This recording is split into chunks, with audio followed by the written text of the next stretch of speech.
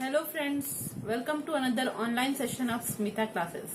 Today we will be dealing with the second chapter of science of standard 4, Startup Science. The name of the book is Startup Science and the name of the chapter is Adaptations for Survival in Plants. Second chapter, Adaptations for Survival in Plants. We will start reading. Have you ever wondered why leaves in a cactus plant are reduced to spines? Why plants growing in hilly areas are tall and most of them have needle-shaped leaves? Why do some plants float on water while others are submerged in it? Plants have developed different features in order to survive in different places. The special features that allow an organism to live in a particular area are known as adaptations. For example, cactus plant is adapted to live in deserts. That is why its leaves are reduced to spines. In this chapter, we will discuss about different adaptations in plants. आपने कभी सोचा है कि क्यों cactus plant का जो पत्ता सब होता है वो छोटे छोटे स्पाइन्स में चेंज हो जाता है? कभी देखा है कैक्टस प्लांट बच्चे? तो कैक्टस प्लांट में क्या होता है, उसके जो पत्ते सब होते हैं पूरे तो पत्तों के जैसे शेप में नहीं रहते हैं, कांटे कांटे जैसे हम लोग को दिखाई देते हैं. हाँ, तो स्पाइन्स में वो एक तरह का कैक्टस प्लांट होता है जो कि पूरा आप देखेंगे ओवल टाइप का शेप का होगा, ओवल शेप होगा, ग्रीन ग्रीन कलर का होगा, उसमें छोटे छोटे छोटे छोटे कांटे कांटे टाइप उसमें दिखाई देंगे.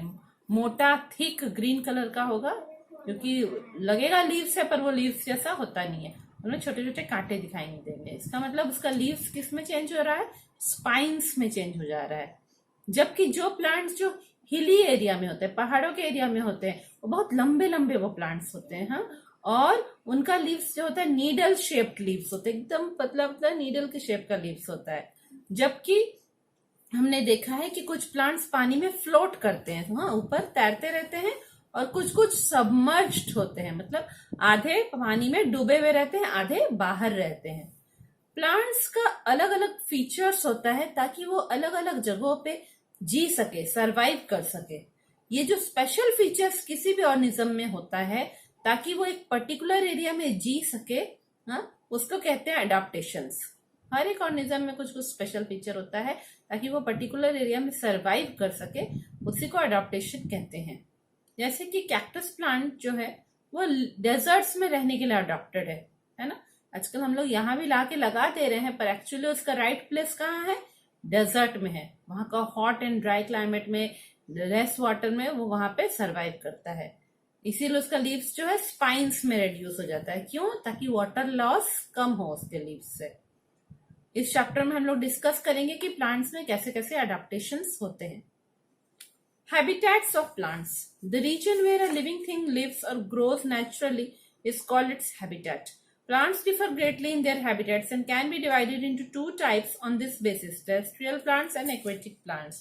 Plants that grow on land are known as terrestrial plants. For example, mango tree and peepal tree are terrestrial plants. Plants that grow in water are called aquatic plants. For example, water hyacinth, lotus, hydrilla are aquatic plants. Habitats of plants. Habitats क्या होता है? घर या घर के पास का area, हाँ, जहां घर होता है एनिमल का वो उसका हैबिटेट होता है. वो रीजन, वो एरिया जहां पे कि कोई भी लिविंग थिंग नेचुरली ग्रो कर रहा है, कोई प्लांट अपने आप ही ग्रो कर रहा है जिस एरिया में, हाँ, और रह पा रहा है नेचुरली प्राकृतिक तरीके से, वो उसका हैबिटेट है. जैसे कैक्टस नेचुरली कहाँ ग्रो करता है? डेजर्ट में. तो कैक्टस का हैबिटेट डेजर्ट में है ना. तो जो प्लांट अपने आप जिस एरिया में ग्रो कर रहा है और रह पा रहा है, सरवाइव कर पा रहा है, वो उसका हैबिटेट कहलाता है. तो प्लांट्स का बहुत सारे प्लांट्स हैं, डिफरेंट प्लांट्स है, और सारे प्लांट्स का हैबिटेट्स भी अलग अलग है. तो इस बेसिस पे दो हैबिटेट्स को डिसाइड किया गया है, एक जो लैंड हैबिटेट और एक वाटर हैबिटेट. उस हिसाब से प्लांट्स को दो कैटेगरी में रखा है: टेरेस्ट्रियल प्लांट्स और एक्वेटिक प्लांट्स. ठीक है. प्लांट्स जो जमीन पे उगते हैं, लैंड में उगते हैं, हाँ, उनको कहते हैं टेरेस्ट्रियल प्लांट्स. जैसे मैंगो ट्री, आपने देखा है ना, मैंगो ट्री, पीपल ट्री है ना, पीपल ट्री, ये सब क्या है? टेरेस्ट्रियल प्लांट्स है. उसी तरह प्लांट्स जो वाटर में, हाँ, पानी में ग्रो करते हैं, वो एक्वेटिक प्लांट है. इसमें सबसे पहले आप लोगों को क्या नाम याद आएगा? लोटस. और एक होता है वाटर हायासिंथ, और हाइड्रिला, ये सब एक्वेटिक प्लांट होते हैं। Adaptations in plants. A plant adapts itself according to the climatic conditions of its habitat. The temperature of the place, amount of rainfall and sunshine received, and water availability are some of the factors which influence the adaptations developed by plants. Plant जो है अपने habitat के climatic condition के हिसाब से अपने आप को अडाप्ट करता है। क्लाइमेटिक कंडीशन मतलब वहां का क्लाइमेट और वेदर में क्या अंतर है। क्लाइमेट है कि अगर किसी जगह का मौसम बहुत समय तक वही सेम तरह के का रहेगा तो वो क्लाइमेट कहलाता है लॉन्ग टाइम के लिए, और जो मौसम एक दो दिन में चेंज होता है उसको वेदर कहते हैं। ठीक है, तो किसी भी एरिया में जहां प्लांट ग्रो कर रहे हैं नेचुरली अपने हैबिटेट के एरिया में, वहां जैसा क्लाइमेट होगा, वहां क्लाइमेटिक कंडीशन जैसा है उसी हिसाब से प्लांट अडॉप्ट करता है। अब ये क्लाइमेटिक कंडीशन में क्या आ रहा है कि वो प्लांट जहां उग रहा है वहां पे उसका टेम्परेचर कैसा है, कितनी गर्मी है, रेनफॉल, अमाउंट ऑफ रेनफॉल कैसा है, कितनी बारिश होती है, कितना सनशाइन मिलता है, कितनी सूरज की रोशनी उनको पहुंच पा रही है प्लांट तक, वाटर कितना अवेलेबल है, पानी कितना उसको मिल पा रहा है। ये कुछ कुछ फैक्टर्स है जिसके कारण जो है प्लांट्स में अडॉप्टेशंस आते हैं, वो स्पेशल फीचर्स डेवलप होते हैं।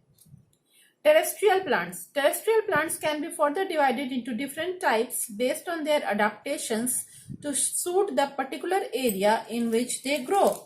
For example, different types of plants grow in plains, deserts, hills, marshy places and coastal areas. अब जो टेरेस्ट्रियल प्लांट है जमीन के ऊपर होते हैं, उनको टेरेस्ट्रियल प्लांट कहते हैं।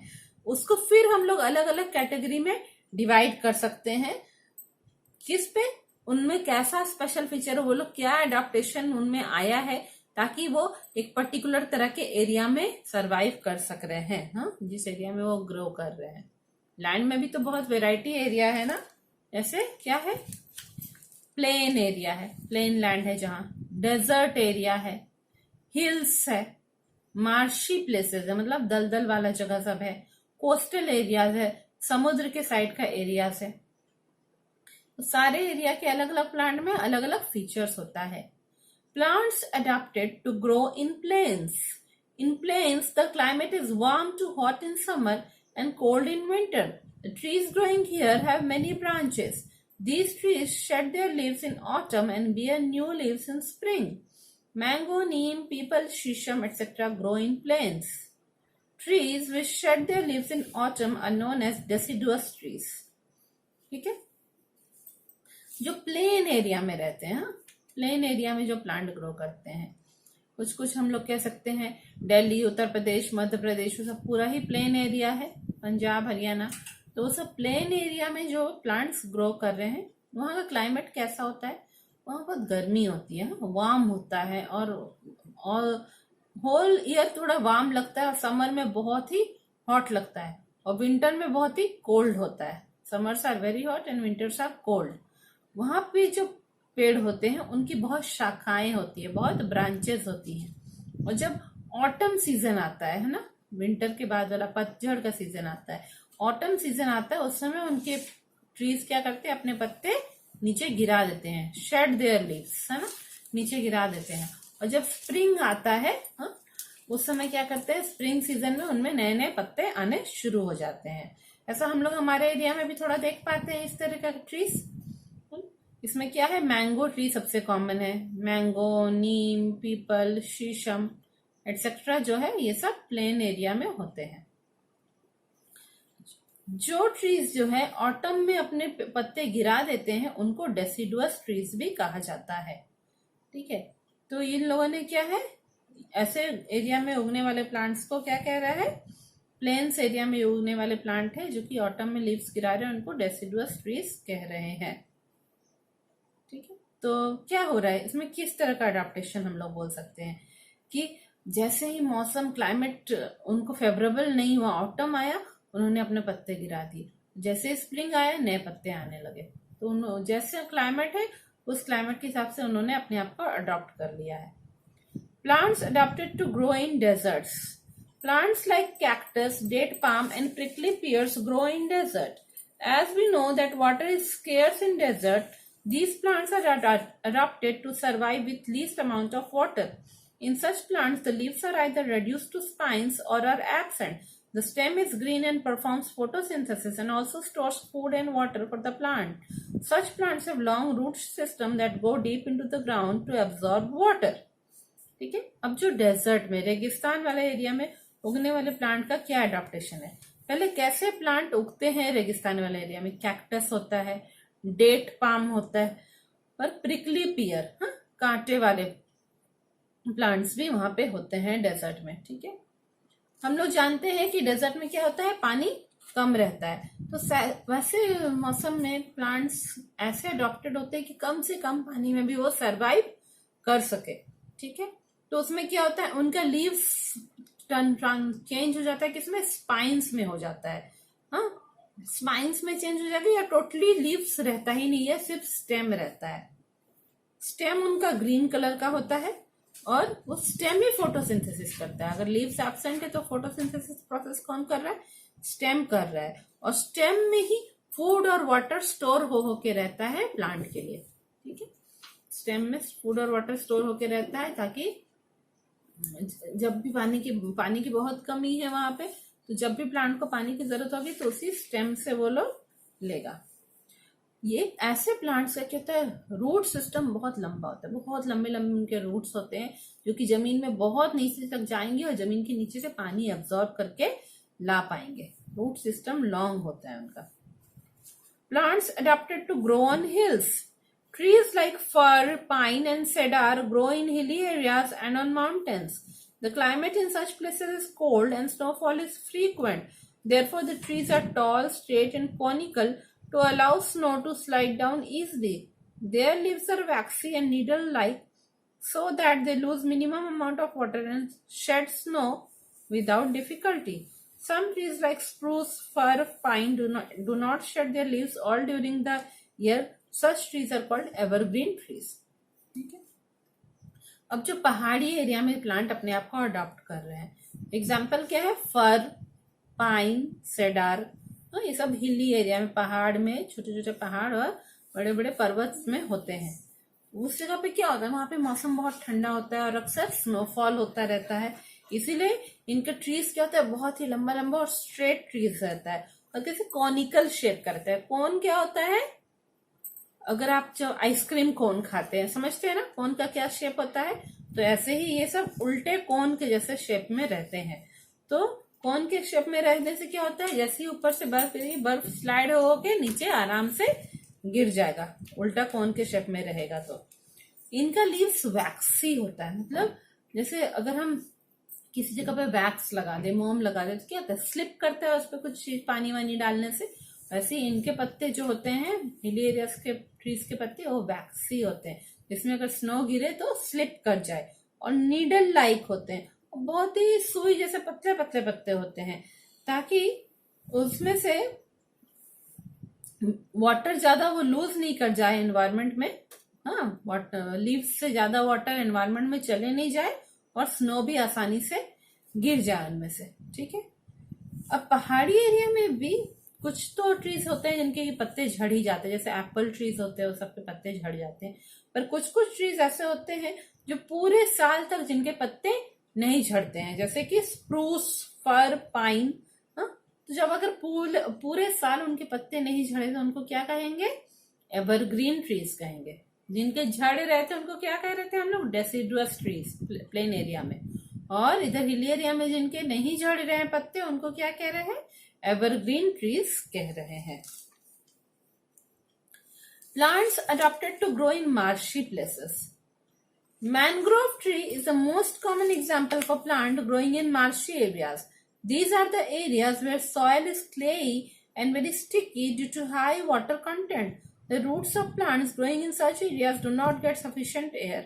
Thus, these plants develop and give out breathing roots that help them to breathe. ठीक है, मार्शी एरियाज में जो प्लांट्स है, मतलब कि दलदल वाले एरिया में प्लांट्स है। दलदल वाले एरिया बोल तो रहे, दलदल वाला एरिया एग्जैक्टली पूरा दलदल नहीं भी रह सकता है। वहां क्या होता है, वहां की मिट्टी में बहुत पानी होता है, क्लेई सॉइल होता है ना।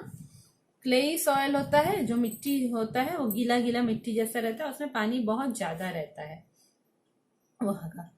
तो जो है, और वहां पे जो है नीचे, जमीन के नीचे भी बहुत पानी है, तो रूट्स जो जमीन के नीचे है उसके कारण जो है वो बहुत भींगी भींगी मिट्टी है, तो बाहर से एयर उसमें नहीं जा पाता है उस मिट्टी में, तो रूट्स को अच्छे से सफिशिएंट एयर उनको नहीं मिल पाता है।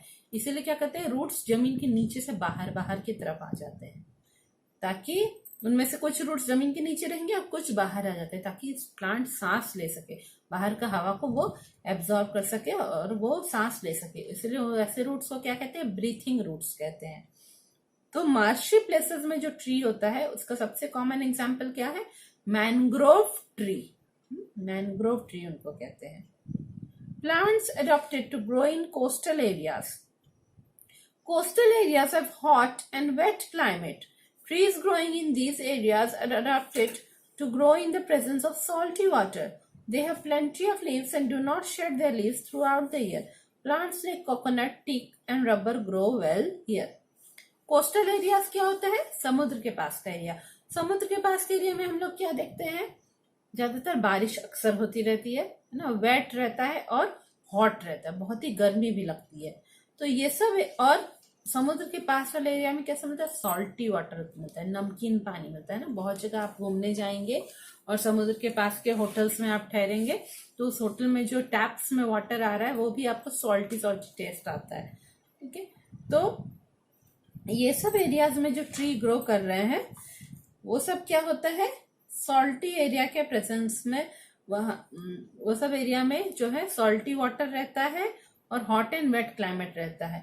तो ये सब एरिया का जो ट्रीज होता है उनमें बहुत पत्ते होते हैं, पत्ते से भरे रहते हैं और टोटली पूरे ईयर वो पत्ते अपने शेड करते है ही नहीं।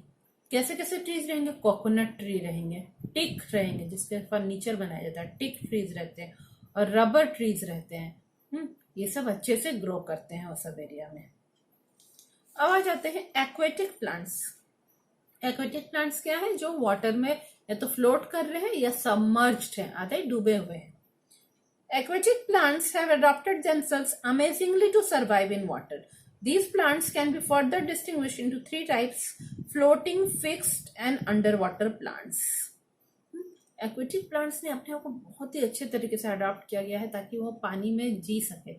वो तीन कैटेगरी में होते हैं, एक फ्लोटिंग जो तैर रहे हैं पानी के ऊपर, एक फिक्स्ड जिनके की रूट्स जमीन के पानी के अंदर जमीन में फिक्स्ड है, और एक है क्या, अंडर वाटर प्लांट जो बिल्कुल ही पानी के नीचे ही है, ऊपर से दिखाई ही नहीं देते हैं, पानी के बिल्कुल अंदर ही है। अब पहले हम लोग पढ़ते हैं फ्लोटिंग प्लांट्स। इसका एग्जाम्पल क्या है, duckweed, water lettuce and water hyacinth are some floating plants. Most of these plants have a fibrous root system but they are not fixed at the bottom of the water body. Their roots just flow below the surface. These plants have floating leaves which perform photosynthesis by trapping sunlight and carbon dioxide. Chlorophyll is present in the upper surface of the leaves as this is the only portion which is exposed to sunlight. Floating plants are light and spongy to facilitate floating. The root system only helps to hold the floating plants in their place. तो सबसे पहले ये floating plant के बारे में बोल रहे हैं जो तैर रहे हैं पानी में। एग्जाम्पल है डकवीड है, वाटर लेट्यूस है, वाटर हायासिंथ है, ये सब फ्लोटिंग प्लांट है। इनका रूट सिस्टम के बारे में क्या है, फाइब्रस रूट सिस्टम है, यानी बहुत सारे रेशे रेशे निकले हुए हैं, छोटे छोटे टुकड़े रूट्स के साइड साइड में उसका ब्रांचेस पूरा निकला हुआ है। फाइब्रस रूट सिस्टम है, पर वो जमीन के अंदर पानी में पूरा फिक्स नहीं है, जस्ट जमीन पानी का जो ऊपर का एरिया उसके जस्ट अंदर है, सरफेस के थोड़ा सा अंदर है, पर वो पूरे जमीन में फिक्स नहीं, इसीलिए ये प्लांट बहते बहते फ्लोट करते करते चले जाते हैं। इनका लीव्स भी फ्लोट करता रहता है, और लीव्स फोटोसिंथेसिस परफॉर्म करता है, सनलाइट और कार्बन डाइऑक्साइड लेके फोटोसिंथेसिस करता है इनका लीव्स। उसमें क्या है, क्लोरोफिल भी है, पर क्लोरोफिल कहाँ है, लीव्स के ऊपर वाले एरिया में है, जो कि पानी के बाहर बाहर रहता है, फ्लोट कर रहा है। और जो ऊपर ऊपर का एरिया है वो उसमें सनलाइट भी पड़ रहा है और कार्बन डाइऑक्साइड वगैरह सब उसको मिल रहा है, तो वहीं पे क्लोरोफिल हो रहा है। जो उसका लीव सब पानी के अंदर अंदर है उसमें क्लोरोफिल उसमें नहीं होगा फोटोसिंथेसिस। ठीक है। फ्लोटिंग प्लांट्स कैसे होना चाहिए? कोई चीज को तैरने के लिए क्या होना चाहिए? हल्का और स्पॉन्जी टाइप का होना चाहिए। हाँ, अगर हम लोग उसके स्टेम को दबा देंगे ना वो पूरे दब जाएगा, तो स्पॉन्ज जैसा, बिल्कुल सॉफ्ट सॉफ्ट स्पॉन्ज जैसा होना चाहिए था, वो फ्लोट करता है। तो उनका रूट सिस्टम इस तरीके से बनाया गया है ताकि उनको जो है एक जगह पे होल्ड कर सके, थोड़े थोड़े दूर वो फ्लोट होते रहे। ठीक है। फ्लोटिंग प्लांट को root system only helps to hold the floating plants in their place. Root पूरा जमीन में फंसा हुआ नहीं है, ऊपर ऊपर ही है, ताकि वो प्लांट बस एक ही जगह पे थोड़ा रहे और फ्लोट भी कर सके। अब है fixed plants. Lotus and water lily are two examples of fixed plants. They are called so because their roots are fixed to the bottom of the pond. Their stems are long, hollow, light and flexible so that they can bend easily with the waves of water and do not get uprooted. Their leaves float on the water surface. ठीक है। Lotus और water lily जो है वो दो example है fixed plants का। उनका रूट्स पूरा जमीन, पानी के अंदर की जमीन में पूरा फिक्स्ड है, इसीलिए वो जहां है वो वहीं रहेंगे, इधर उधर नहीं जाएंगे। उनका स्टेम क्या होता है? हॉलो होता है, पूरा खोखला स्टेम होता है, अंदर से खाली रहता है। उसका स्टेम लंबा होता है और फ्लेक्सिबल होता है, ऐसे से मुड़ मुड़ जाता है।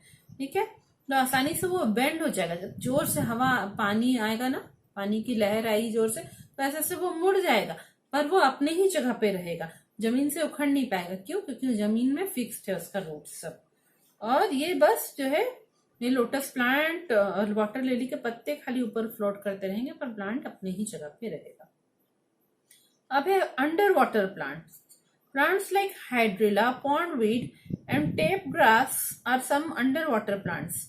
Such plants are completely submerged in water and have thin ribbon-like narrow leaves. There is no stomata in their leaves. They absorb carbon dioxide given out by the aquatic animals through their body surface to prepare food. अब under water plant, ऐसे plant जो कि पूरी तरह से पानी के अंदर ही है, जैसे कि हाइड्रिला है, पॉन्डवीड है, टेप ग्रास है। ठीक है। कुछ कुछ प्लांट है जो पूरी तरह से पानी में डूबे हुए हैं और उनके जो पत्ते हैं वो पतले पतले, पूरे नैरो नैरो, सरू सरू नैरो पत्ते हैं, पूरा रिबन के जैसे।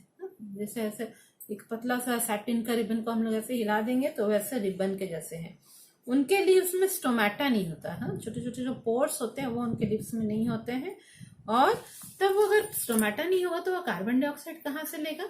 तो पानी के भीतर जो दूसरे एक्वेटिक एनिमल्स है, जैसे फिश है, फ्रॉग है, वो लोग जो कार्बन डाइऑक्साइड रिलीज करते हैं, उसी कार्बन डाइऑक्साइड को वो प्लांट अपने बॉडी सरफेस में ले लेता है और फूड प्रिपेयर करता है। स्टोमेटा तो है नहीं, स्टोमेटा के थ्रू ले नहीं पाएगा, बॉडी सरफेस उनका ले लेता है और प्रिपेयर करता है food.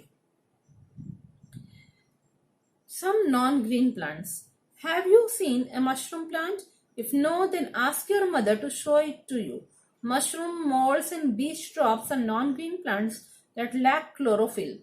Since these plants cannot make their own food through photosynthesis, they absorb food from other sources. ठीक है। नॉन ग्रीन प्लांट्स है जो कि ग्रीन कलर के नहीं होते। मशरूम तो आप लोगों ने जरूर देखे होंगे, ऐसे ही मोल्ड्स होते हैं। कुछ दिन ब्रेड को 10 दिन अगर हम लोग बाहर छोड़ दे, ब्रेड पूरा खराब हो जाता है, फ्रेश नहीं रहता है, बासी हो जाता है, तब उसमें ब्लैक ब्लैक कलर के, ग्रीन ग्रीन कलर के छोटे छोटे प्लांट जैसे उगने शुरू हो जाते हैं, उसी को मोल्ड्स कहते हैं। इसी तरह और एक क्या है, बीच ड्रॉप है। ये सब भी ग्रीन प्लांट है जिनमें की नॉन ग्रीन प्लांट है। बीच ड्रॉप, मशरूम और मोल्ड नॉन ग्रीन प्लांट है जिसमें कि क्लोरोफिल नहीं है, इसीलिए वो नॉन ग्रीन है, ग्रीन कलर के नहीं है। अब चूंकि उनमें क्लोरोफिल नहीं है तो वो अपना खाना तो खुद बना नहीं पाएंगे, फोटोसिंथेसिस तो उनमें हो नहीं पाएगा, तो ये क्या करते हैं, दूसरे सोर्सेस से, दूसरे आसपास से जो सड़ते हुए प्लांट है, सड़े हुए मरे हुए प्लांट है, वो सबसे खाना ये लोग एब्जॉर्ब कर लेते हैं। Unusual but amazingly interesting plants. There are some unusual plants like Venus flytrap, sundew, and pitcher plant which eat insects. Their leaves are modified to capture insects. Such plants are called insectivorous plants. कुछ ऐसे plant जो usually हम लोग को दिखाई नहीं देते पर बड़े ही इंटरेस्टिंग, बड़े ही दिलचस्प प्लांट्स होते हैं। हाँ? जैसे कि वीनस फ्लाई ट्रैप है, सन ड्यू है, पिचर प्लांट है, ये सारे इंसेक्ट्स खाते हैं, छोटे छोटे कीड़ों को खाते हैं। इनके लीव्स इस तरीके से चेंज्ड हैं, इस तरीके से बने हुए हैं कि इंसेक्ट पकड़ पाते हैं, इसलिए ऐसे प्लांट्स को इंसेक्टिवोरस प्लांट भी कहते हैं। पिचर प्लांट, तो पिचर प्लांट में क्या होता है कि लीफ उसका मॉडिफाइड होता है पिचर लाइक स्ट्रक्चर में। पिचर क्या होती है, सुराही होती है, इसमें पानी रखा जाता है, तो उस टाइप का सुराही जैसे स्ट्रक्चर में होता है, और उसके जो ऊपर का लीफ है वो एक सुराही जैसे स्ट्रक्चर में, ऊपर क्या है, लीफ एक ढक्कन जैसे एक लीफ उसमें लगा हुआ है। जैसे ही कोई इंसेक्ट उसके भीतर आके बैठते हैं तुरंत वो ढक्कन बंद कर देता है। हाँ? और जो है इंसेक्ट अंदर रह जाता है, लिड क्लोज हो जाएगा और इंसेक्ट अंदर ट्रैप्ड रह जाएगा। In a pitcher plant, the leaf is modified into a pitcher-like structure. The leaf tip is modified to form a lid which can open and close the mouth of the pitcher. Once an insect enters the pitcher, the lid closes and the insect gets trapped inside. Insectivorous plants are green and can carry out photosynthesis. तो insectivorous plants क्या है, वो insect भी खाते हैं और वो photosynthesis भी कर सकते हैं, अपना खाना भी बना सकते हैं क्योंकि वो ग्रीन कलर के होते हैं। ये चैप्टर कंप्लीट हो चुका है ना, इसका सॉल्यूशन भी पहले से दिया हुआ है, आप लोग ये चैप्टर अभी समझ गए, सॉल्यूशन इसका देखिए और आई होप आप लोग सबको पसंद आएगा और अपने फ्रेंड्स लोग के साथ ये वीडियो शेयर करिए, सब लोग इसका बेनिफिट उठाइए। Thank you.